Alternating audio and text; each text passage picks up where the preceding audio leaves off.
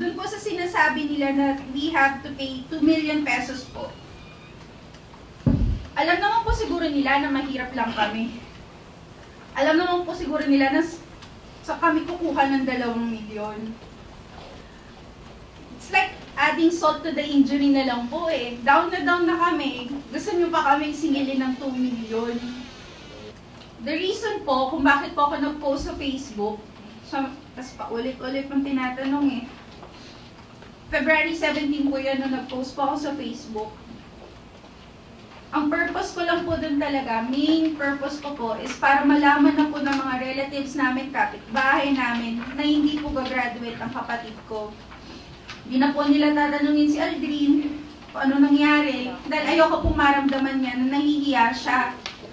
Dahil alam ko po walang masamang ginawa ang kapatid ko. Kumbaga po isang sabihan na lang, huwag nang ulit-ulit. During that time po, tapos na rin po yung appeal namin kay Colonel Brigues, the Commandant of the Cadets. Saan na po kaya kami lalapit noon? Wala na po kami malalapitan. Saan at kanino na lang po kami lalapit? Kasi exhausted na po talaga yung administrative remedies ng PMA that time. Nung simula po, nung lumabas yung 8-1 vote, dinideny po nila yung existence nito.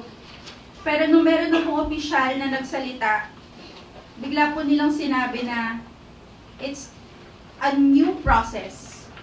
Na bago po ito at napapalitan daw po kapag chini-chamber.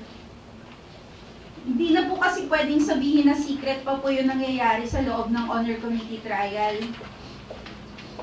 Kasi po, yung mismong dissenter, si Cadet Lagura, siya po mismo ang nag-confess. It's a self-confession sa kapatid ko, sa isa pang kadete, at sa isang opisyal na siya nga po yung nag-vote ng not guilty.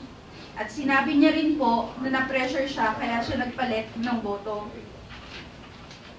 Sa mga sumasagot po sa amin na bakit hindi na lang namin tanggapin, mag-move on na lang kami, kumakanta pa ng Let It Go. Ang point po doon, sir, ma'am,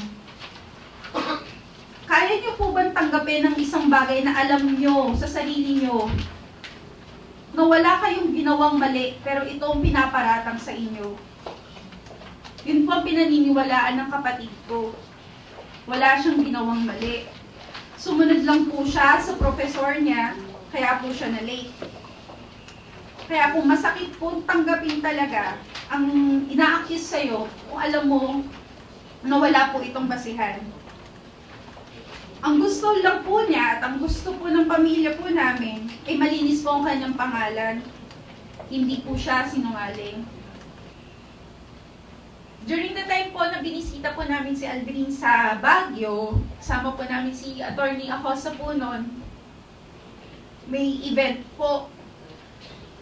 Yun po yung hop, ring hop. Yung ring hop po, binibigay po ng kadete sa nanay nila yung mini ring. Yun po yung half nung bull ring nila. Typically po, binibigay po yon as engagement ring para sa mga future wives nila.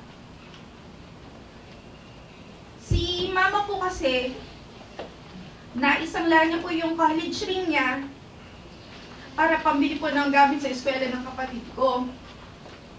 Kaya po nung graduating na yung kapatid ko, sinabi po sa akin ni Aldrin na kay mama niya daw po ibibigay yung college ring niya. Kay mama daw po niya ibibigay yung mini ring niya. Kasi nawala yung college ring niya na dahil sa kanya. Pati po yun, hindi na nagawa ng kapatid ko. At during that time po, na merong nangyayaring event, na may ring hop, ang lapit lang po ng